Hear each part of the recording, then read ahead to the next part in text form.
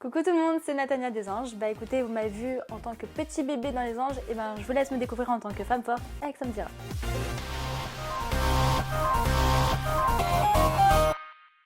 Hello Natania, Salut Sam. t'es en forme? Au taquet. Bon écoute, ça tombe bien parce que moi aussi. Je sais que t'as eu une aventure très compliquée. Ouais, c'est le moins qu'on puisse dire. Et je pense que c'est un euphémisme. Donc tu vas tout nous expliquer. Mais juste avant qu'on parle des anges 11 et de ton aventure chaotique, on peut le dire, j'aimerais m'intéresser à toi. Je souhaite que ma communauté puisse apprendre à mieux te connaître qui tu es, d'où tu viens, ton cadre familial, tu vois, qu'on puisse savoir qui t'es. Bah, je pense que ça a bien changé de l'image qu'on peut avoir. Donc déjà, je ne suis loin d'être une fille de beau quartier, comme l'aurait dit Sephora, non pas du tout. J'ai pas eu une enfance particulièrement facile, j'ai pas eu mes parents. Donc je connais pas mon père biologique. Ma mère est décédée quand j'avais 2 ans. Donc j'ai grandi avec ma grande sœur jusqu'à mes 15 ans. À mes 15 ans, la situation est devenue un peu compliquée. Donc je suis partie de la maison, j'ai dormi chez des copines, j'ai dormi un peu chez des profs à droite à gauche. J'ai dormi à la rue aussi, j'ai dormi dehors pendant quelques temps. Et puis j'ai atterri en foyer, donc de mes 16 à mes 18 ans. Et à mes 18 ans, le foyer m'a mis dehors. Donc j'avais fait déjà quelques photos avant, donc j'avais commencé à être modèle photo, je mettais des sous de côté, je ne touchais même pas à l'argent de l'État. Et le jour de mes 18 ans, j'ai pris mon envol et je suis partie de Paris. De quelle façon ça t'a construite, cette histoire de vie? Disons que je n'ai plus peur de rien, dans le sens où j'ai déjà tout perdu. Donc plus rien ne me fait peur. Vraiment. Pourquoi tu n'as peur de rien? Qu'est-ce que je pourrais perdre, en vrai? J'ai déjà tout perdu, je suis déjà confrontée à moi-même, je suis face à moi-même. Et je pense que j'ai compris que quoi qu'il arrive, il n'y a qu'avec moi que je vais avancer dans la vie. Donc je suis fière de moi, j'avance avec moi et je suis contente. Je peux me permettre de te poser la question de tes origines? Oui, parce bien que sûr. je l'ai beaucoup vu sur les réseaux sociaux, tout le monde te dit Natania, ça vient d'où?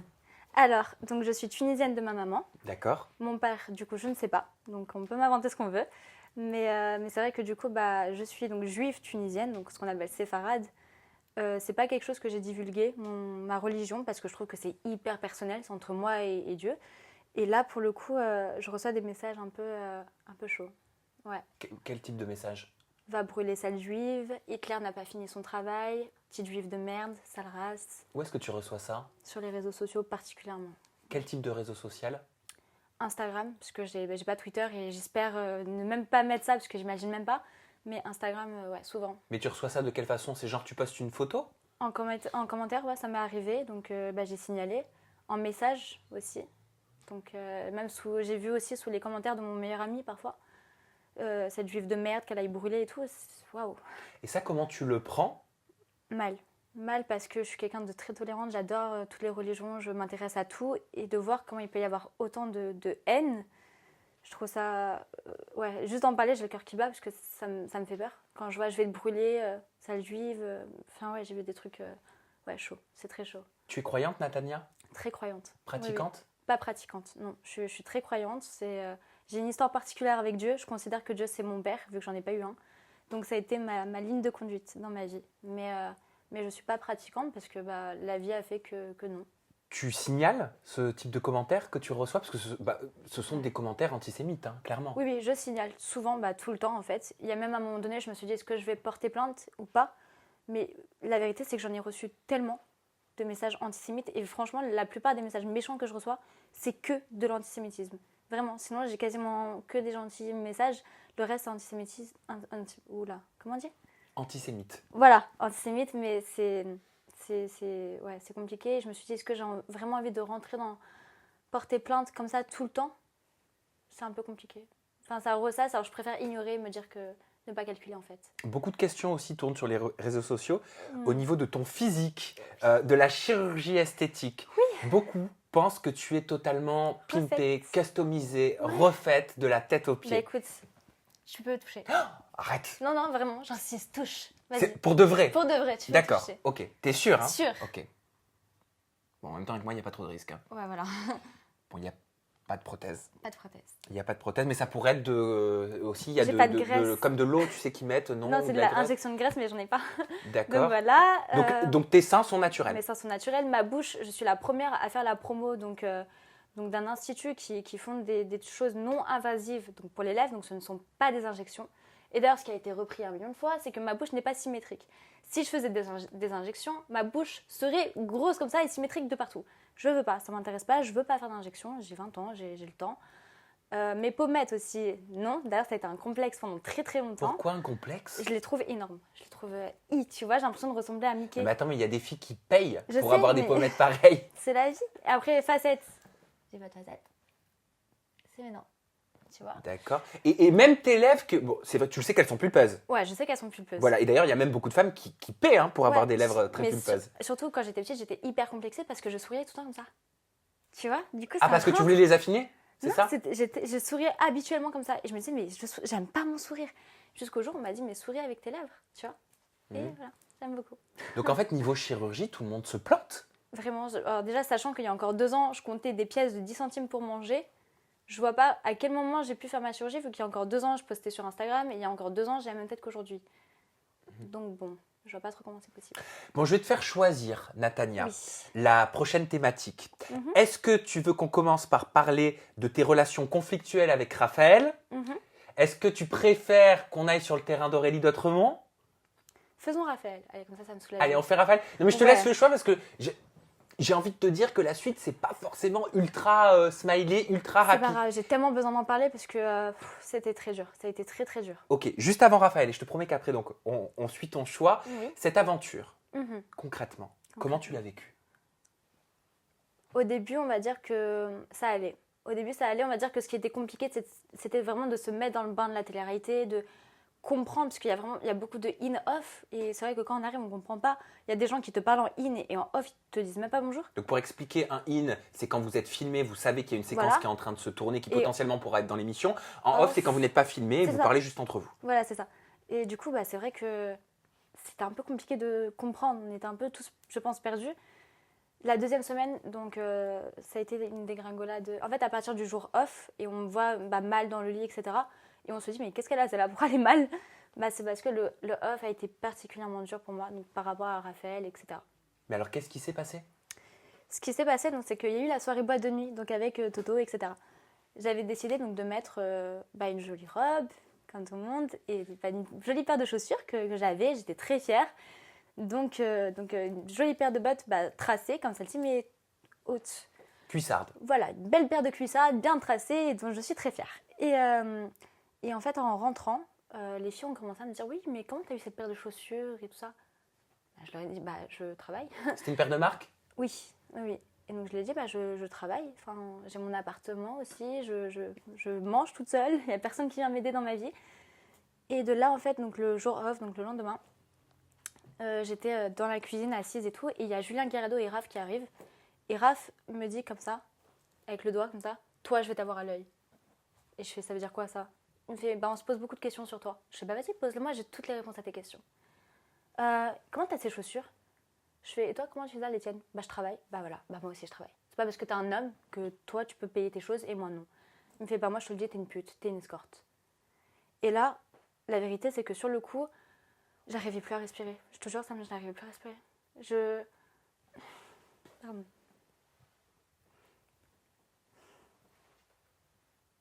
Se faire insulter alors que tu sais qu'il y a encore 2 ans, tu n'avais même pas de quoi manger et que tu te bats et qu'il y a un mec comme ça que tu connais ni dans les 19 qui t'insulte, c'est archi dur, c'est vraiment dur.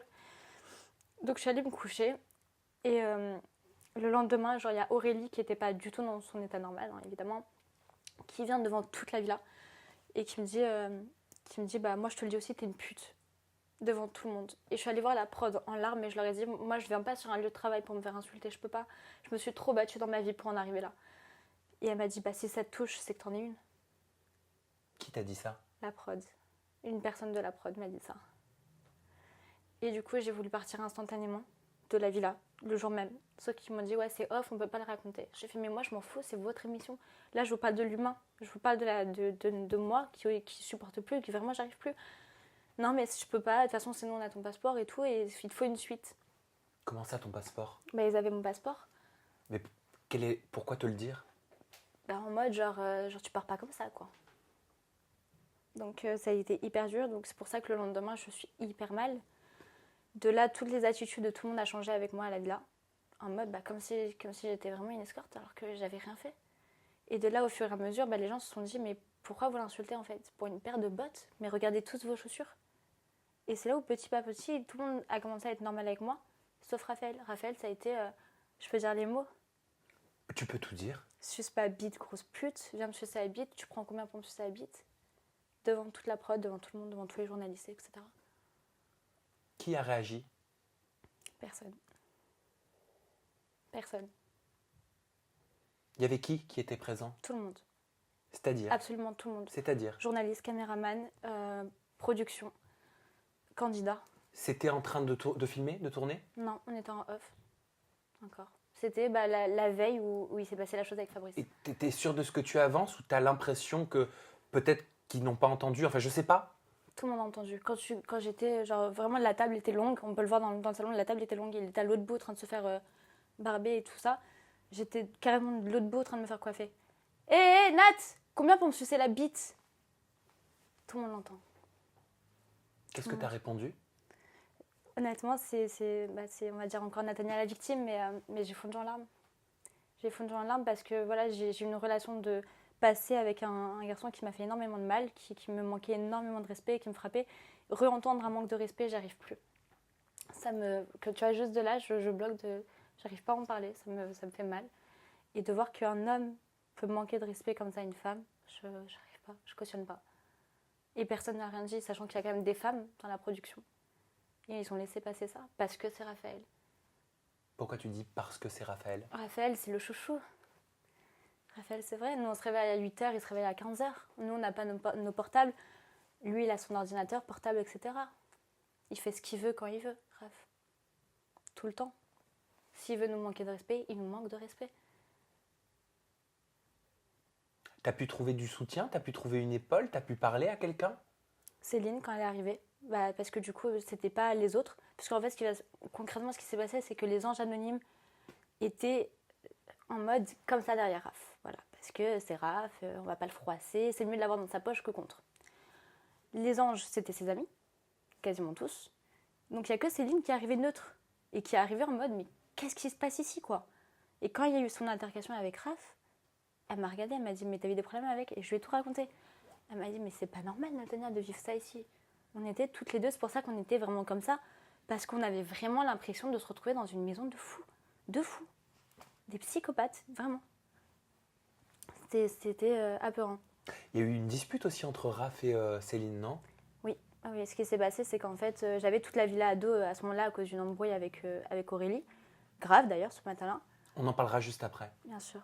Donc on s'est fortement disputé. Et en fait, en bas, Astrid a remis le couteau sous la plaie. Et à un moment donné, j'étais fatiguée de toute ma semaine, j'étais fatiguée de mon off. Et Céline savait, parce que du coup, je lui ai tout confié.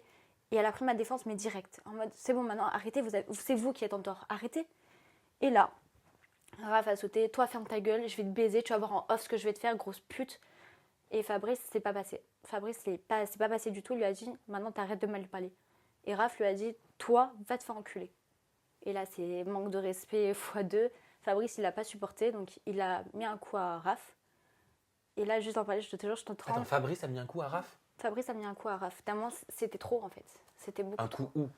Je crois dans le cou, genre il a mis un truc comme ça, tu vois. Mais genre, c'était pour le calmer ou c'était un coup? Pour le calmer. C'était pas en mode je vais te défoncer. D'accord, pour le c'est calmer. important donc d'utiliser non, les bons c'était mots. vraiment en mode maintenant arrête de manquer de respect, c'est trop.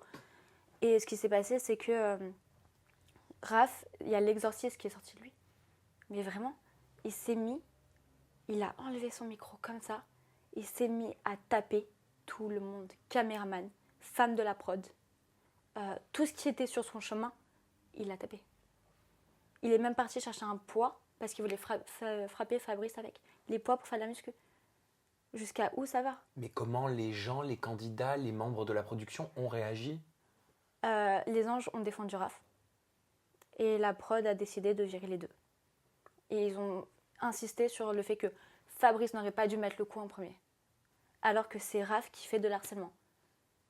Donc en gros, c'est quelqu'un qui nous protège, un vrai homme, enfin quelqu'un de la prod qui réagit à ça, on le met en porte-à-faux. C'est pas quelqu'un de la prod, hein, je crois, Fabrice. Hein. En tout cas, c'est ce qui a été dit dans la prod, c'est qu'il faisait partie de la prod. Ah, je sais pas alors, autant Fabrice pour moi. fait partie de la prod. Qu'est-ce que tu as pensé de sa réaction à Fabrice? Waouh. Enfin un homme, quelqu'un d'humain, quelqu'un qui ne pense pas prod, quelqu'un qui ne pense pas programme, quelqu'un qui pense à une femme en train de se faire insulter. Euh, Pourquoi j'ai relevé que tu as dit en parlant d'Aurélie tout à l'heure, et on va en parler en détail juste après, mais tu as dit il y a quelques minutes, Aurélie est arrivée, elle n'était pas dans son état normal. Et là, en parlant de Raphaël, tu viens de dire Raphaël, euh, on aurait dit l'exorciste. Vraiment, Euh, Pourquoi autant de. Enfin, je sais pas, moi, est-ce que c'est vous violent. dormez peu? Qu'est-ce qui se passe pour qu'il y ait autant de violence comme tu le racontes? Je dormais très peu, j'étais pas violente. Je pense qu'à un moment donné, ils n'utilisent pas que de l'eau et ils prennent des choses qu'ils devraient pas prendre. Voilà. C'est-à-dire, quand tu dis pas que de l'eau. Je pense concrètement qu'ils se droguent sur le tournage parce qu'ils ont des comportements de gens drogués. C'est vraiment, faut les voir. Il y a des moments où quand tu les regardes dans les yeux, il y a le vide. C'est le vide. Vraiment, c'est. Et c'est là où j'étais mal, tous les jours, j'étais pas moi parce que je me disais, mais dans quoi j'ai atterri? Dans quoi j'ai atterri? Parce que je connaissais pas tout ce monde. Moi, je me suis éloignée de tout ça dans ma vie. Et là, j'arrive et je vois des gens qui sont. Un coup, ils sont tout à fait normaux, ultra gentils, mais truc de fou. Et tout d'un coup, ça pète un plomb, mais tu sais pas pourquoi. C'est impressionnant à voir. C'est peut-être pour des séquences? Non, parce que même en off, ça continue. Moi, en off, par exemple, quand Céline et moi, on ne se parlait plus du tout avec Aurélie, je me rappelle qu'on était assis sur le canapé, Céline et moi, et que Aurélie venait et qu'elle a dit ah non, ici, ça pue le sida, on trace. Voilà, ce qui a été dit en off, donc c'est pas filmé. Mais quand tu dis, je pense qu'ils prennent. Qu'est-ce qu'ils prendraient? Je sais pas quelle drogue ils prennent, mais en tout cas, ça joue vraiment sur la mentale, quoi. C'est abusé. C'est très grave. Mais tu penses qu'il y a des stupéfiants qui tournent sur le tournage des Anges? Ouais, je pense. Je pense. Pour les anges, en tout cas. Qu'est-ce qui t'a mis la puce à l'oreille? Est-ce que tu as vu des situations qui t'ont Alors, interpellé peut-être? La première semaine, je me suis dit peut-être que c'est juste leur caractère. Mais au final, quand on apprend à les connaître, bah, il y a des moments où ils sont tellement gentils. Et d'un coup, mais vraiment d'un coup, ils se mettent à pleurer. Mais comme ça. Vraiment de la bipolarité, ce qu'on appelle de la bipolarité. Mais à un moment donné, c'est pas possible qu'ils ont tous le même syndrome. Ils peuvent pas tous être bipolaires. Et c'est là où tu te dis, oui, ils sont pas. Il y a clairement des moments en boîte de nuit où les filles se sont complètement évaporées, quoi. C'est-à-dire? Bah, on les a plus vues. Et alors? Bah, et alors, ça en dit long sur ce qu'elles font après. Et elles font quoi après? Bah, clairement, moi, je pense qu'elles se droguent parce que c'est pas possible de revenir le lendemain et justement d'attaquer comme ça. Parce que moi, carrément, donc, quand il s'est passé ça avec Raphaël et qui m'a insulté d'escorte et tout ça, Aurélie, avec qui j'étais en très bon terme, est venue, elle me caressait les cheveux et elle m'a dit bah moi je te le dis, t'es une grosse pute. Mais vraiment 5 minutes après, elle monte dans la chambre, pardon mon cœur, je suis très fatiguée, je me sens fatiguée. Et après elle s'excuse, les larmes aux yeux, genre pardon, je sais très bien que je t'aime, j'ai besoin de toi ici. C'est tout le temps comme ça, comme ça, comme ça, comme ça. Et nous, d'être avec des gens qui sont comme ça à cause de leurs produits, etc., ça nous rend fous. Moi, ça m'a rendue folle. Tu peux pas jouer comme ça, un coup oui, un coup non, un coup ils sont normaux. Comment tu sais quand ils sont normaux, quand ils se droguent, quand ça va pas? La descente, là, c'est horrible, tu sais plus. Penses-tu que certains candidats sont sous certaines influences pendant qu'ils tournent? Parfois? Oui, je pense. Oui, oui, je pense. Bah, la preuve, quand la scène où et moi on se dispute, tu peux pas être à jeun quand t'es comme ça. C'est pas possible. Donc on est d'accord que là, Nathania, tu es en train de nous communiquer ton expérience. Oui. Ce sont tes ressentis à toi que tu nous livres, Mm. mais c'est important de passer le message suivant, vrai, pas vrai, enfin bref, je n'en sais rien. Mais La pas de drogue, drogue. c'est mal. Là, je le dis à ma communauté. La drogue, il faut pas en prendre. Si on vous en propose, il faut dire non Ça à la détruit. drogue. Ça tue la santé. Ça peut conduire à la mort. Je suis bien placé pour en parler parce que je vais te dire, mon premier amour, moi, est mort. À la suite de ça, j'ai pas pu le sauver. Voilà. Donc c'est très important de sensibiliser les jeunes, de vous le dire. J'ai pas un discours de vieux. J'espère que j'aurai jamais un discours de vieux. Mais la drogue, c'est Ça, pas in. C'est ça pas cool. Ça sert à rien, à part détruire. Voilà, exactement. C'est Vraiment. important de le dire. Oui. Est-ce que tu as pu parler un petit peu de tout ça avec certaines personnes, te confier sur cette expérience chaotique que tu as vécue? J'en ai parlé à mon meilleur ami après, mais non. Non, même si, clairement, moi sur le tournage, donc à la fin du tournage, Aurélie m'a clairement demandé de ne pas faire d'interview avec toi. Hein? Oui, avec toi, ça me dira. Avec moi précisément? Oui, avec toi. Pourquoi? Précisément, j'en sais rien. Elle m'a pas dit plus, elle m'a dit écoute, pour moi, promets-moi de ne pas faire d'interview avec Samzira. avec le recul et tout ce qui s'est passé par la suite, je lui dois rien. Elle m'a énormément manqué de respect. Mais elle avait peur de quelque chose pour dire ça? Parce que quand on ne veut pas que quelqu'un fasse quelque C'est qu'on a chose et qu'on peur. donne un nom précisément, C'est qu'on a peur. enfin, je sais pas, mais Je pense qu'elle a eu peur que je dise tout ce que je dis maintenant. surtout, enfin, c'est pas un message personnel, mais Aurélie, enfin, il y a plein de choses que j'ai pu entendre et que je n'ai Oui. pas sorti par En respect. plus. Donc, et je ne le fais pas encore par respect. Même Raphaël, Donc, je comprends pas. hein, il nous a clairement dit ça sert à rien d'aller voir des journalistes, vous êtes des nouveaux, personne ne vous croira. Voilà ce qu'il a dit mot pour mot. Ça t'a intimidé? Absolument pas. Qu'on me croie ou pas, je suis pas là pour qu'on me croie. Je suis là pour dire ce qui s'est passé, mon expérience de moi, d'une ange anonyme qui ne connaissait pas ce milieu, qui voilà. Et là, je suis arrivée donc dans l'aventure des anges. Et cette aventure-là, particulièrement, est malsaine. Voilà. Mais est-ce que tu en as parlé à la chaîne qui diffuse l'émission? Est-ce que tu en as parlé à la production? Est-ce que tu as appelé quelqu'un? Vu la réponse déjà de la prod quand je leur ai dit que je me faisais insulter, ça m'a pas trop donné envie. Là, j'ai récemment envoyé des messages pour leur dire que le montage était ridicule. Mais vraiment ridicule parce que c'est même pas fait en délicatesse. Enfin, ça se voit que c'est faux. Tu peux nous donner un exemple pour illustrer tes propos? La fois où par exemple Toto et moi on parle et qu'on se dit bon bah c'est mieux qu'on reste amis, moi je suis avec le sourire, je suis très contente. Et juste après, on me voit avec une robe que je portais mais genre 4 jours avant, en train de dire je suis dégoûtée. Bah, comment je peux être dégoûtée d'un truc qui s'est même pas passé vu que mon interview de ce jour-là c'était 4 jours avant. Alors attends, laisse-moi essayer de resituer. C'est-à-dire que tu es en train de dire qu'on te voit dans une séquence Voilà. et qu'au confessionnal, donc quand on Ouais. vous voit en mode ah je suis grave dégoûté parce Voilà. que machin nan, C'était un truc hors contexte qui a été s'était enregistré passé combien de temps avant? 4 jours avant. Donc le soir du restaurant. Bah, c'est d'ailleurs ma robe du restaurant qui a fait fureur. Donc qu'est-ce que tu sous-entends par rapport à ça? Montage complètement trafiqué, aucun intérêt. Ça va aucun intérêt à part me rabaisser. Mais en quoi des propos que tu as dit 4 jours avant peuvent illustrer ce qui se passe 4 jours après? Bah, c'était pour transformer l'histoire. De Parce quelle que- façon? De dire que moi j'étais très contente qu'on soit amis parce que vraiment il y a plein de gens que ce soit Beverly, Amy ou Céline par exemple pourraient le dire que clairement Toto et moi, moi je m'en foutais quoi. Enfin c'est même pas moi qui suis allée vers Toto, c'est Julien Guirado qui est venu me voir en mode tu sais que tu lui plais beaucoup et moi j'étais hyper gênée. Mais vraiment j'étais super gênée parce que moi je le connaissais en mode frère et sœur. Et je me suis retrouvée un peu coincée dans ce truc là. J'étais hyper mal à l'aise et c'est vrai que quand du coup il est venu me voir en mode bon bah du coup c'est bon on arrête là parce que ça sert à rien, on est très bien comme ça. Et moi je lui ai dit franchement t'es trop le sang, c'est très bien comme ça. Et qu'ils mettent une séquence d'il y a 4 jours avant où je parle d'un truc aucun rapport, je parlais de l'embrouille Mehdi-Quentin, je vois pas le rapport quoi. Tiens, en parlant de Julien Guirado, Oui, il est ami avec Aurélie. ouais, ami plus plus, C'est une question, je te pose la question. ami plus plus. Ça veut dire quoi, ami plus plus?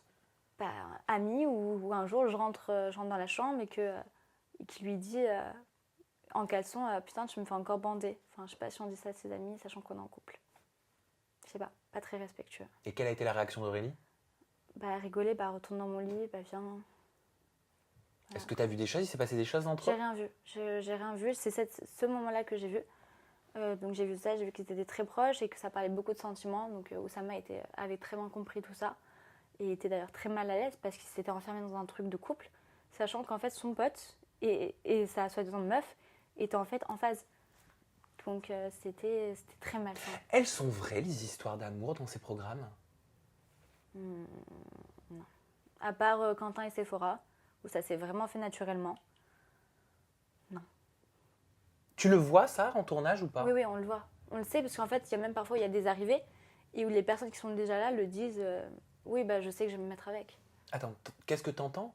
Genre, bon, bah lui va arriver donc on se mettra ensemble, tu vois. Qui par exemple?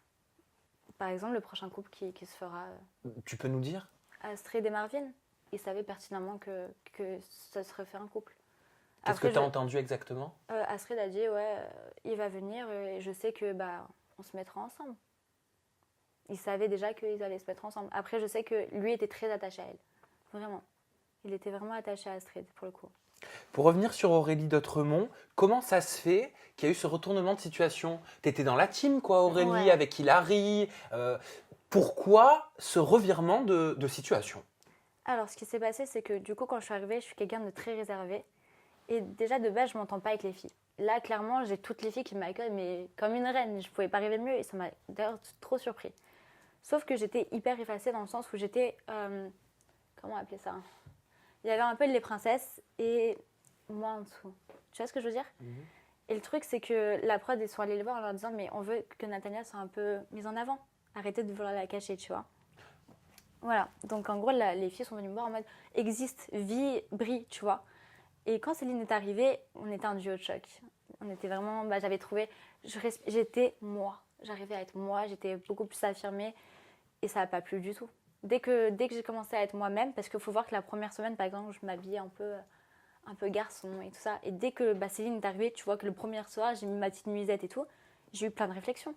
C'est trop sexy pour toi, t'avais pas à mettre ça, nanani, nanana. Mais vous êtes toute la journée, sans méchanceté, toute la journée avec des vêtements ras le cul. Vous passez votre journée en string avec des trucs ras le cul, et moi, parce que je mets une petite nuisette à une soirée pyjama, ça plaît pas. Donc voilà. Donc c'est pour ça que dès que j'ai commencé à moi vivre, ça n'a pas plu du tout. Elle est venue me voir, Aurélie, à la fin de tournage. Et elle est venue, elle m'a dit écoute, je préfère te le dire parce que de toute façon tu vas le savoir. J'ai dit un truc sur toi. Et je lui ai dit oui, mais de quoi tu parles? Et elle me fait j'ai clairement dit je rachète la tombe de ta mère et la tombe de tous tes parents. Voilà. Et c'est pas passé. Surtout que moi je connais sa vie personnelle. Je me serais jamais permis de parler de ça. Connaissant ton histoire? Connaissant mon histoire, c'est une personne à qui je me suis énormément confiée sur le tournage. Et connaissant ton histoire, elle a dit ça. Ouais. Tu l'as pris comment? Douche froide. Douche froide et pourtant, après ça, j'ai continué à... C'est une fille qui m'a énormément touchée de par son histoire. Je l'ai trouvée brisée. J'avais l'impression que tout le temps, elle avait l'impression de demander à l'aide dans toutes ses réactions excessives. C'est comme si en fait, il y avait une petite personne en elle qui demandait mais aidez-moi quoi. Et du coup, j'ai toujours eu un grand respect pour elle malgré tout ça. Malgré tout ça, je suis restée là. Et il faut savoir que quand elle et moi on s'est disputés, en off, elle est venue me voir. Donc suite à l'embrouille, elle m'a dit en pleurs, et Céline pourra le confirmer, Natania, je t'en supplie, Natania et Céline, je vous en supplie, allez voir la prod, dites-leur que ça s'est calmé entre vous et moi parce qu'ils veulent me virer. Moi, elle a été loin avec nous. La prod a dit, mais là c'est trop ce que vous leur faites. C'est beaucoup trop, ils voulaient carrément virer Aurélie. Et j'ai toujours été là pour elle. La preuve, même après le tournage, je lui ai envoyé un mot d'anniversaire, on a continué à se parler. Et après, des choses se sont passées encore après. Et c'était trop pour moi et on a coupé contact. Est-ce que tu as peur des répercussions après toutes les révélations que tu fais dans cette interview? Pas du tout. Pas du tout parce que je pense qu'à un moment donné, il faut arrêter de prendre le téléspectateur pour des imbéciles. Ce sont des gens qui méritent le respect, qui méritent un peu de vérité. Il y a d'autres programmes qui savent très bien le faire. D'autres productions qui savent très bien le faire. Faire un programme qui cartonne tout en montrant la vérité. Il n'y a pas autant de off, il n'y a pas autant de manque de respect, il n'y a pas autant de montage. Pour moi, là, c'est pas correct. Tu me donnes l'idée d'une enquête. Parce qu'en ce moment, je développe un format d'enquête. Et attention, moi, je ne viens pas avec des rumeurs. Hein. C'est-à-dire, quand je vais vous dire quelque chose, c'est des faits. Ouais. Et là, tu me donnes l'idée d'une enquête. Franchement, je vais enquêter sur pas mal de choses. Eh ben, écoute, si tu as besoin d'une petite enquêtrice, je serai là. Ah, tu cherches un taf? Ouais. On adore. Parle-moi un petit peu de Thomas, Natania, parce qu'alors au départ, moi j'ai l'impression que c'est le coup de cœur de ton aventure. Tellement. Il te prend même sous ton aile. Complètement. Sous son aile. Ouais. De fou. Je te la refais. Il te prend même sous son aile. Ouais, carrément. Et pourtant, après... C'est catastrophe. Pourquoi? Alors, ce qui s'est passé, c'est que moi, il connaissait donc Barbara, qui est une copine à moi. Donc Barbara Opsommer. Voilà. Gros bisous ma vie. Donc, du coup, ils étaient amis. Donc, il a entendu parler de moi par elle. Quand j'ai eu mon embrouille avec Sephora, donc le premier soir, il a directement été là pour moi. Mais un truc de fou. Direct, il a été là pour moi. Et j'ai vu ça, mais tellement en mode fraternel, trop gentil. Ensuite, au fur et à mesure, quand Julien est venu me voir en me disant « Ouais, tu lui plais », la prod est venue me voir en me disant « Natania, ne ferme pas de porte ». J'ai dit « Comment ça ?» Parce que je leur ai dit clairement « Moi, je ne me mettrai pas en couple. J'ai déjà du mal à me mettre en couple dans la vraie vie. C'est pas pour me mettre en couple là-bas. » Ils m'ont dit, écoute, ne ferme pas de porte, dis que tu verras. Et même pour te dire, il y a un jour où je faisais une interview et ils m'ont dit, bah allez, vas-y, mets un peu de piment pour Toto. J'ai dit, bah écoute, je le connais pas, on apprendra à se connaître. Non, mais mets un peu de piment, vas-y. Oui, j'apprendrai à la connaître. Ah, elle fait chier celle-là avec son air de petite Miss France. Qui t'a dit ça? Un journaliste. C'est-à-dire quand vous êtes au confessionnal, Ouais. face cam, qu'on vous voit faire ce que je faisais tout à l'heure. Alors aujourd'hui, je suis partie, Voilà. machin. Mais Je te jure, c'est vrai. Et j'étais hyper mal à l'aise. Donc du coup, j'ai demandé à ne plus faire d'interview avec ce journaliste. Je n'ai rien contre lui. Hein, les questions étaient orientées? Complètement. Tu peux nous donner des exemples? Bah, disons qu'en fait, ils disent que parfois, tu sais, dans les fins d'épisode, ils mettent ce qui va se passer après. Pour ça, ils mettent parfois des petits... Le teasing. Voilà, ils mettent des petits teasings, des interviews, etc. Pour donner envie aux téléspectateurs, il faut qu'on mette un peu plus de piment. Pourquoi envie? c'est ce qu'ils disent. Moi, carrément, on m'a demandé quoi? Sois un peu plus bitches. Donc un peu plus salope, ça veut dire. Voilà. Moi, j'ai dit, écoutez, je ne vais pas me donner une image pour votre programme. Si je ne suis pas intéressante pour vous, dites-le moi, je prends mes affaires, je pars avec ma dignité et au revoir. Non, mais t'inquiète pas, ça va. Juste, arrête d'être un peu trop comme ça. Je dis, mais je suis comme ça, comme tu dis. Je ne changerai pas. Mais ce que tu as vécu toi, ça arrive aussi à d'autres, ces méthodes-là? Certainement, si ça arrive avec moi, c'est que ça arrive à d'autres, je pense. Oui. Après, disons qu'il y en a que ça ne dérange pas. Okay, moi, personnellement, ça me dérange pas. Non, mais je suis curieux de consulter ma communauté. Je vais d'ailleurs, on lancera un sondage, tiens. Dites-nous dans la barre de commentaires. Bah, moi, personnellement, je vais te poser une question juste après, mais je m'attendais pas à ce que tu aies ce discours-là. Si. Voilà, je le découvre, comme vous certainement. Dites-nous dans la barre de commentaires ce que vous pensez des révélations de Natania. Est-ce que ça vous surprend ou est-ce que ça ne vous surprend pas du tout? Si oui ou sinon, pourquoi? La barre de commentaires, elle est juste en dessous. Je pense qu'ils sont pas bêtes, ils savent. Pourquoi tu es une des rares, j'ai envie de te dire, à oser avoir un discours si limpide comme tu l'as aujourd'hui? Je vais clairement te dire pourquoi. Parce que les autres, ils veulent rester, ils se disent, si je parle, c'est mort. Ils vont jamais me reprendre dans un programme. Jamais de la vie, c'est mort pour moi, je vais me griller toute seule. Moi, je suis en train de dénoncer déjà une prod en particulier, un programme en particulier. Je suis pas en train de les mettre dans le même bateau. Et clairement, qu'est-ce que j'ai à perdre de dire la vérité? Puisque déjà, les gens sont pas bêtes, ils s'en doutent. Moi, je reçois des messages où les gens, ils savent ce qui se passe. Qu'est-ce que te disent les téléspectateurs sur tes réseaux sociaux? Déjà, j'ai énormément de positif et d'amour. Je les aime trop. C'est un peu la petite famille. C'est ma famille, clairement. Mais ils savent. Ils me disent, on n'est pas bêtes. On se doute qu'il y a la production. On se doute que le montage, il y a des moments où c'est tellement mal fait qu'ils me disent, le montage, il est ridicule dans cette séquence. Du coup, on en rigole. Ça nous fait rire. Mais je vois pas, en fait, je peux pas cautionner ce que je vois à l'écran. Je peux pas laisser faire. C'est plus fort que moi. Je peux pas. Il est hors de question que pour un programme, c'est comme, tu sais, que genre clairement, il y a des moments où je voulais plus être en tournage. Ils m'ont dit, t'as pas l'air désolée. Je dis, mais désolée de quoi? C'est votre programme, c'est votre audience. Moi, ma vie, elle continue avec ou sans vous. Tant que je reste moi, que je suis fière de moi, que je dis les choses que j'ai envie de dire, je m'en fiche de vous et de votre programme. Dernier mot peut-être sur ton expérience dans Les Anges, avant que je te pose l'ultime question. Et on finira sur celle-ci. Petit mot sur Les Anges. Je pense qu'il faut être fake pour faire Les Anges. En tout cas, ce programme-là, c'est quelque chose de... C'est pas authentique. C'est pas un programme authentique. Ce n'est pas un programme qui va prendre soin des gens. En fait, il n'y a plus d'humain, à part quand tu t'appelles Raphaël, ou Toto, ou Aurélie. Là, il y a de l'humain. Mais sinon, t'es pas quelqu'un. T'es pas quelqu'un. D'ailleurs, ils le disent, pour nous, vous êtes des produits. Donc, qui a dit ça? Au casting, c'est ce qu'on m'a dit. On m'a dit, pour nous, vous êtes les produits qu'on vend à l'écran. Donc sur le coup, c'est vrai que tu tiltes pas, parce que tu vois ça un peu comme une sorte de caricature, tu vois. Mais avec beaucoup de recul, tu te dis, ah oui, il ne m'avait pas menti, j'étais vraiment un produit en fait. Ouais. Dernier mot sur Ilan, pour qu'on puisse savoir si s'est passé quelque chose ou pas entre vous. Ilan, c'est quelqu'un que j'ai énormément apprécié, je l'ai rencontré donc sur Les Anges, je l'aime beaucoup.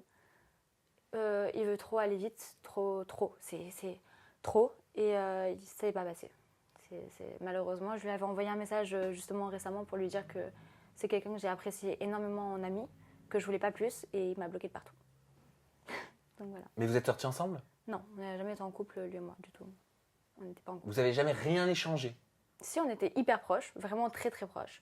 On était à Miami ensemble, on était à Paris ensemble. Franchement, on se connaît une tonne, mais voilà. Quand je lui ai dit que malheureusement je voulais pas plus, il a voulu me bloquer de partout, donc voilà, on se parle plus. Merci Natania pour tes confidences. Je te cache pas que je suis un petit peu perturbée par tout ce que tu nous as raconté, décrit aujourd'hui. C'est les vraies coulisses. Oui. Voilà, mais je suis curieux d'avoir l'avis de ma communauté parce qu'on est presque 1 200 000 sur ma chaîne félicitations. YouTube. Merci, et puis merci à vous. Moi, je suis super heureux qu'on soit dans ce même cercle. Et j'ai envie de vous lire. J'ai envie de savoir ce que vous pensez des déclarations de Natania. Donc, vous avez la barre de commentaires juste en dessous. Et je vous communique les réseaux sociaux de la Miss Tinguette. Notez-les bien. Son compte Instagram, c'est natania.sonia. Et son compte Snap, pour toutes ses stories, c'est Natania Modèle. Vous avez la barre de commentaires, elle est en bas. En haut, vous le savez mieux que moi, en plus j'en suis sûr, vous avez la cloche des notifications. Ça c'est pour recevoir directement mes interviews sur votre tablette ou votre smartphone. Et surtout le bouton pour vous abonner, comme ça vous ne loupez rien. Je vous embrasse très fort, à très bientôt. Je vous aime. Bye bye Natania. Bisous à vous.